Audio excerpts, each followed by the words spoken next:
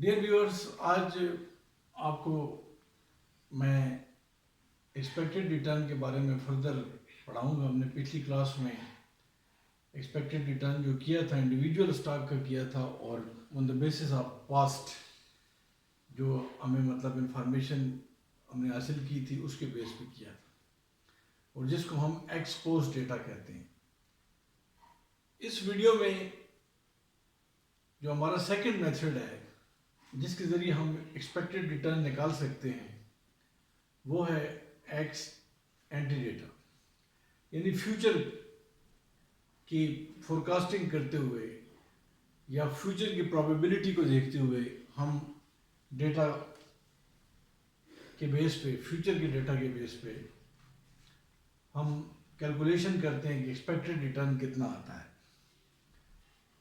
जैसा कि आप जानते हैं कि जब भी हम कोई एक्सपेक्टेड रिटर्न निकालते हैं तो उसमें हम सर्कमस्टांसेस को सामने रखते हैं, यानी किस किस्म की फोरकास्टिंग हो रही है। तो फ्यूचर के ट्रेंड जो हैं वो वेरी करते हैं, क्योंकि फ्यूचर जो है वो सर्टन नहीं होता, फोरकास्टिंग के बेस पे होता है, प्रेडिक्शन के बेस पे होता है। लिहाजा इस क्लास में आपको ये बताना है कि हम प्रोबेबिलिटी के बेस पे एक्सपेक्टेड रिटर्न किस तरह निकाल सकते हैं। तो दोनों तरीकों में डिफरेंस क्या है कि अगर क्वेश्चन में ईयर दिया गया हो, जैसे 1 2 3 4 या 2001 2002 3 4 5 इस तरह, तो ये जब हम एक्सपेक्टेड रिटर्न इससे निकालेंगे तो इसके लिए हमें पास्ट डेटा इस्तेमाल करना है, यानी एक्स पोस्ट डेटा होगा अगर ईयर्स दिए गए हों। लेकिन अगर ईयर्स नहीं दिए गए हैं और प्रोबेबिलिटी दी गई है तो ये एक्स एंटी डेटा है, यानी ये फ्यूचर के पॉइंट ऑफ व्यू से है, जिसमें हम प्रोबेबिलिटी को देख के एक्सपेक्टेड रिटर्न निकालेंगे। लिहाजा आज की जो कैलकुलेशन हमने करनी है वो इधर मैं लिखता हूं कि calculation of expected return on the basis of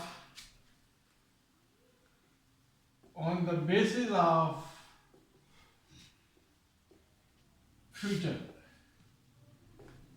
इसको हम कहते हैं एक्स एंटी डेटा, और इसमें हमने क्या देखना है, प्रोबेबिलिटी। अब प्रोबेबिलिटी क्या है, प्रोबेबिलिटी किसे हम कहते हैं। फर्ज करें कि हम सर्वे करते हैं और उस सर्वे में हम जानना चाहते हैं कि इकोनॉमी की क्या सूरत हाल है।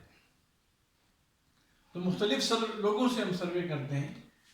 तो मिसाल के तौर पर 600 पीपल कहते हैं कि फ्यूचर में बूम पीरियड हो सकता है, यानी आगे हालात ठीक हो सकते हैं, बेहतरी आ सकती है।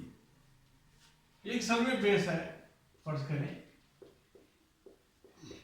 तो उसमें हमें 600 लोग जो हैं या 600 पीपल या 600 अफराद जो हैं वो एक आइडिया दे सकते हैं, फोरकास्टिंग कर सकते हैं कि आगे बूम पीरियड आता है। मिसाल के तौर पर 100 पीपल कहते हैं कि आगे जो टाइम पीरियड आ रहा है ये इकोनॉमिक एक्टिविटी जो हो सकती है नॉर्मल होगी, यानी ना ज़्यादा बूमिंग होगी और ना ज़्यादा ग्लूमी पीरियड होगा, या ना ज़्यादा कोई ऐसे मसाइल होंगे, मतलब ऑन एवरेज ले लिया।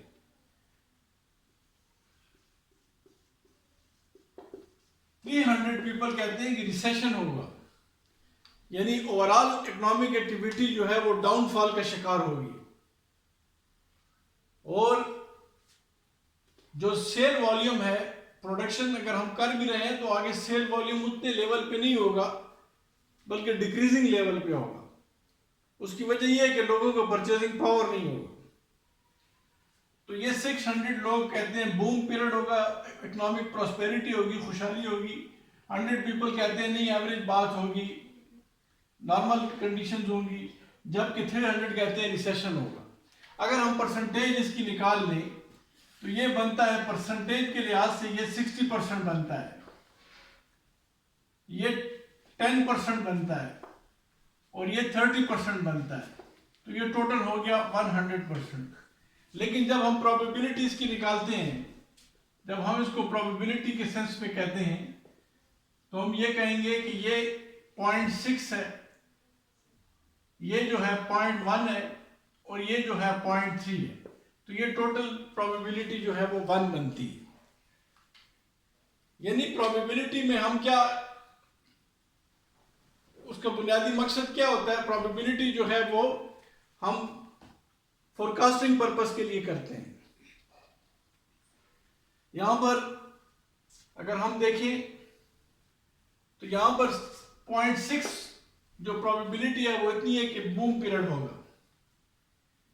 इसी तरह नॉर्मल पीरियड जो है 0.1 है और रिसेशन के 0.3 है, तो टोटल प्रोबेबिलिटी जो है वो 1 बनती है। इन अदर वर्ड्स, अगर हम मिसाल के तौर पर वेदर फोरकास्टिंग होती है तो उसमें भी प्रोबेबिलिटी होती है। फर्ज करें अगर आसमान में बादल है तो एक फोरकास्टिंग होती है कि 0.7 चांस है या प्रोबेबिलिटी है कि बारिश होगी, रेन होगी, और 0.3 जो है वो प्रोबेबिलिटी है कि रेन नहीं होगी या सनी डे होगा। तो ये टोटल प्रोबेबिलिटी है जो 1 बन गई। अब यहां पर जो सबसे अहम बात है वो ये है कि हम ये जो सारी कैलकुलेशन करते हैं, इसके अंदर जाहिर बात है कि ये जो प्रोबेबिलिटी आ रही है हमने इसको आगे रिटर्न के लिहाज से करना है। क्योंकि हम एक्सपेक्टेड रिटर्न निकाल रहे हैं, लिहाजा एक्सपेक्टेड रिटर्न निकालने के लिए हम इस प्रोबेबिलिटी को रिटर्न के साथ मल्टीप्लाई करेंगे ताकि हमें पता चल सके, एक्चुअल रिटर्न के साथ मल्टीप्लाई करेंगे ताकि हम देख सकें कि इन्वेस्टर कितनी एक्सपेक्टेशन रखता है फ्यूचर के लिए। इसी तरह इसी प्रोबेबिलिटी को हम आगे रिस्क के एनालिसिस के लिए भी यूज करेंगे कि स्टैंडर्ड डेविएशन की कैलकुलेशन के लिए कि हमारा रिस्क कितना हो सकता है या कितना मतलब लेवल बनता है उसका, ताकि देखा जा सके कि कितनी वॉलिटिलिटी है या कितनी वेरिएशन है। तो यहां यह बात काबिल जिक्र है कि इस एक एक्स एंटी डेटा के अंदर हमने expected return on the basis of probability निकालना है। इससे पहले जो हमने वीडियो बनाई थी उसके अंदर हमने expected return on the basis of past data किया था। तो आप उसमें अगर देखें तो उसमें ईयर्स दिए गए थे, तो हमने एवरेज निकाली थी, डिवाइड किया था। लेकिन इसमें ईयर्स नहीं होंगे, हमने क्या करना है, इसको प्रोबेबिलिटी से मल्टीप्लाई करना है। और एक एग्जांपल के थ्रू मैं आपको समझाता हूं। अब ये एक एग्जांपल इसके ऊपर हम करते हैं ताकि ये कॉन्सेप्ट आपको क्लियर हो जाए। जब ये क्लियर हो जाए तो इसके बाद फर्दर जो पोर्टफोलियो की रिक्वायरमेंट्स है वो हमने डिस्कस करनी है। तो एक एग्जांपल करते हैं और इस एग्जांपल से आपको क्लियर हो जाएगा कि ये पूरी डिस्कशन का खुलासा क्या है, मकसद क्या है। तो इस एग्जांपल में हमारे पास जो रिटर्न है, रिटर्न को हम एक्स कहते हैं, एक्स से डिनोट करते हैं। और रिटर्न जो होता है वो हमेशा परसेंटेज में होता है, चाहे डिक्लाइनिंग रिटर्न हो या लॉस में भी हो आ जाए, डिक्रीजिंग रिटर्न में हो, माइनस में हो, लेकिन वो हमने परसेंटेज में लेना है। तो ये हमारे पास जो रिटर्न है वो 25% है फर्स्ट। यानी यहां पर ये 25, अगर आप ऊपर परसेंटेज लिखते हैं नीचे ने भी लिखे तो उसका मतलब यही है कि ये परसेंटेज ही है। तो 25% है, 15% है,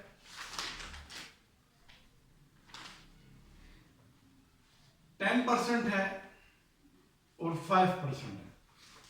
ये हमारे पास रिटर्न है। और आगे इस रिटर्न की जो प्रोबेबिलिटी है वो कितनी है, ये हमारे पास इस प्रोबेबिलिटी की जो हम सिग्निफाई करेंगे जिस नेम से इसको, वो P है। तो प्रोबेबिलिटी यहां पर इसकी प्रोबेबिलिटी 0.25 है। यहां पर 15% की प्रोबेबिलिटी 0.3 है, 10% की प्रोबेबिलिटी जो है वो 0.20 है, और 5% की प्रोबेबिलिटी जो है वो 0.25 है। तो आप अगर देखें तो टोटल प्रोबेबिलिटी जो है वो 1 के बराबर है। अब इसका हम एक्सपेक्टेड रिटर्न निकालते हैं, तो उसके लिए जो फार्मूला है वो ये है कि x मल्टीप्लाइड बाय p होगा, यानी जब हम इस x को p के साथ यानी रिटर्न को प्रोबेबिलिटी के साथ मल्टीप्लाई करेंगे तो हमारे पास एक्सपेक्टेड रिटर्न आ जाएगा।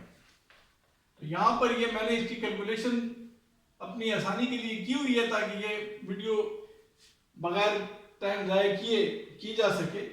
बहरहाल ये 25% मल्टीप्लाइड बाय 0.25 प्रोबेबिलिटी, ये देखें यहाँ पर रिटर्न को प्रोबेबिलिटी के साथ मल्टीप्लाई किया यहाँ पर, तो उससे जो px वैल्यू या xp वैल्यू आई है वो 6.25 है। इसके बाद जरा आगे देखें कि इस 15% को आप 0.30 प्रोबेबिलिटी से मल्टीप्लाई करें तो ये आता है 4.50 हमारे पास with respect to this 15% expected return आता है। फिर आगे 10% मल्टीप्लाइड बाय 0.20 करें तो फिर हमारे पास कितना आता है, ये आता है 2%। यहां पर ये परसेंटेज में होगा, मैंने आपको अर्ज किया था कि रिटर्न परसेंटेज में होता है। इसी तरह ये 5% जो है 0.25 इसकी प्रोबेबिलिटी है, तो 5 मल्टीप्लाइड बाय 0.25 जो आ रहा है तो ये कितना होगा हमारे पास 1.25। तो इससे जो ओवरऑल जब हमने इसको प्लस किया तो ये ऑलमोस्ट बनता है 14%। ये 14% क्या आ गया है, 14% को हम कहते हैं समेशन XP, या इसको हम कहते हैं x bar is equal to 14%। Expected return हमने निकाल लिया। अब एक्सपेक्टेड रिटर्न हमने किसके हिसाब से निकाल लिया है, एक्सपेक्टेड रिटर्न हमने निकाल लिया प्रोबेबिलिटी के लिहाज से। अब हम क्या करते हैं कि इसका डेविएशन निकालते हैं। डेविएशन का मतलब इधर ये है कि ये जो एक्सपेक्टेड रिटर्न है ये 14%, ये एक्चुअल रिटर्न से कितना डेविएट कर रहा है। तो इसके लिए हम जो स्टेटिस्टिकली हमने इसको पहले आपने भी पढ़ा होगा कि x माइनस एक्स बार कहते हैं इसको। तो हमारे पास x की वैल्यू जो है वो 25 है। यहां पर आप देखें x की वैल्यू 25% है, ये 25% माइनस एक्स बार जो है ये 14%। तो ये हमारे पास जो डेविएशन आ रहा है यानी एक्चुअल रिटर्न से एक्सपेक्टेड रिटर्न कितना डेविएट कर रहा है, इस पहले केस में वो 11% है, ये 11% है। दोबारा है नेक्स्ट उस पे, यहां पर ये एरो का निशान ताकि इसी लाइन में आपको समझ आ सके कि क्या है। यहां पे देखें x है, x 15% है माइनस 14%, ये 14 देखें एक रिटर्न जो है वो 15% है, एक्चुअल रिटर्न माइनस 14% जो है वो हमारे पास एक्सपेक्टेड है, जो इन्वेस्टर एक्सपेक्ट कर रहा है मार्केट में। तो ये 15 में से 14 हम जब माइनस करते हैं तो हमारे पास ये आ रहा है 1%। नेक्स्ट बिल्कुल इसी तरीके से इसका हम नेक्स्ट का भी हम करेंगे 10% माइनस 14% इज इक्वल टू 4%। इसके बाद जो नेक्स्ट है ये बेसिकली जो प्रॉब्लम है इसमें वो यही है कि ये 10% है एक्चुअल और एक्सपेक्टेशन 14% आ रही है, लिहाजा ये माइनस में आ रहा है। इसी तरह यहां पर अगर आप देखें नीचे ये 5% है, 5% माइनस 14%, तो ये कितना आ गया, ये आ गया माइनस 9%। तो यहां पर जरा देख लें कि हमारे पास कुछ पॉजिटिव, पहले दो पॉजिटिव रिटर्न है और आखिर में दो जो है वो -4% और -9% नेगेटिव रिटर्न है। तो चूंकि डिस्पर्सन जो है वो पॉजिटिव में होती है, तो हम क्या करते हैं कि हम x माइनस एक्स बार का होल स्क्वायर ले लेते हैं, ताकि ये जो माइनस का साइन है इसको प्लस किया जा सके। मैंने आपको बताया, अर्ज किया कि x बार जो है ये x के ऊपर बार जो है, इसका मतलब है ये मीन रिटर्न है, या इसको हम एक्सपेक्टेड रिटर्न कहते हैं। तो 11 सर कितने हो गए? 121%। इसी तरीके से ये परसेंटेज स्क्वायर में आ गए। 1 सर 1% आया, 4 सर 16% हो गया, परसेंटेज स्क्वायर हो गया। इसी तरह 9 सर 81% हुआ स्क्वायर में। इसके साथ जो है अब नेक्स्ट जो है, चूंकि आपने पीछे देखा होगा कि हमने जो रिटर्न किया है, यानी हमने जो एक्सपेक्टेड रिटर्न किया है उसके अंदर हमने प्रोबेबिलिटी को मल्टीप्लाई किया है रिटर्न से, तो फिर एक्सपेक्टेड रिटर्न आया है। एक्चुअल रिटर्न से मल्टीप्लाई किया है प्रोबेबिलिटी को, तो फिर हमारे पास एक्सपेक्टेड रिटर्न आया है। इसी तरह जो ये हमारे पास रिस्क आ रहा है, ये बेसिकली ये वेरियंस को शो कर रहा है। तो ये जो x माइनस एक्स बार है ये हमने रिस्क के लिए किया है, ये डेविएशन। और फिर ये आगे जो आ रहा है x minus x bar whole square जो है ये रिस्क के लिए हमने किया है। तो इसको भी हम प्रोबेबिलिटी से मल्टीप्लाई करेंगे। रिस्क की सूरत, रिस्क की कैलकुलेशन के लिए भी हम प्रोबेबिलिटी में इसको मल्टीप्लाई करेंगे। तो ये इसका नेक्स्ट स्टेप है। तो वो क्या है? वो हम कहते हैं x minus x bar whole square multiplied by p। तो यहां पर ये हमारे पास आ रहा है 30.25। नेक्स्ट जो है 0.30, ये जो है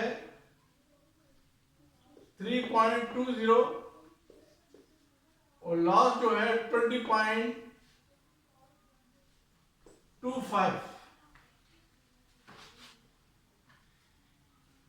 तो इससे रिजल्ट जो आता है या जो वेरिएंस आ रही है वो 54% है। तो इसको हम यूं कहते हैं कि summation x minus x bar multiplied by p is equal to this. ये हमारे पास क्या आ गई है? x minus x bar whole square multiplied by p, ये वेरिएंस है। तो वेरिएंस चूंकि इंटरप्रेट नहीं हो सकती प्रॉपरली, तो हम स्टैंडर्ड डेविएशन निकालते हैं। इसको हम वेरिएंस को हम सिग्मा स्क्वायर से भी डिनोट करते हैं। तो जब हम सिग्मा स्क्वायर का रूट लेते हैं, तो स्क्वायर रूट लेते हैं, तो हमको स्टैंडर्ड डेविएशन हासिल होता है। x minus x bar whole square power multiplied by p। तो इससे जो स्टैंडर्ड डेविएशन आ गई है वो बनती है 7.35%। यहां पर जरा गौर कर लें, ये दोबारा सुने कि ये हमारे पास वेरिएंस आ गई है। ये वेरिएंस है, सिग्मा स्क्वायर को हम वेरिएंस कहते हैं। Summation x minus x bar power 2 whole power 2 multiplied by p या प्रोबेबिलिटी इज इक्वल टू 54%। ये वेरिएंस है। वेरिएंस का स्टैंडर्ड डेविएशन हमने निकाला। तो स्टैंडर्ड डेविएशन के लिए फार्मूला ये है कि इस तरह अंडर रूट में summation x minus x bar whole square point p। तो इसका रूट लेने के बाद हमारे पास जो स्टैंडर्ड डेविएशन आ गई है वो 7.35% है। तो ये जो स्टैंडर्ड डेविएशन है वो है, स्टैंडर्ड डेविएशन वो कितना है? 7.35%। इसका मतलब है कि ये 7.35% is equal to total risk है। क्या है? ये टोटल रिस्क है। यानी इसके अंदर क्या क्या है? Total risk. टोटल रिस्क क्या क्या होता है? Systematic risk plus unsystematic risk. Systematic risk plus unsystematic risk. तो ये जो वेरिएशन बताती है, स्टैंडर्ड डेविएशन वॉलेटिलिटी को बताती है कि एक्सपेक्टेड रिटर्न एक्चुअल रिटर्न से कितना डेविएट कर रहा है, कितनी वॉलेटिलिटी है। तो जितना ज्यादा ये डेविएट करेगा उतना रिस्क भी ज्यादा होगा। तो कोशिश यही होती है पोर्टफोलियो थ्योरी में कि आप क्या करते हैं कि वो बात सही है कि higher the risk higher the return, लेकिन यहां पर जो लॉजिक है वो ये यूज हो रही है कि रिस्क को कम से कम किया जाए और रिटर्न को ज्यादा से ज्यादा बढ़ाया जाए। लिहाजा स्टैंडर्ड डेविएशन जो है वो टोटल रिस्क की कैलकुलेशन के लिए, तो total risk is equal to systematic risk plus unsystematic risk. Dear students, अगली क्लास में या अगली वीडियो में मैं आपको टोटल रिस्क की थ्योरी पढ़ाऊंगा ताकि आपको समझाया जा सके कि फिर हम उससे बीटा की कैलकुलेशन करेंगे या मार्केट रिस्क की। तो थैंक यू वेरी मच।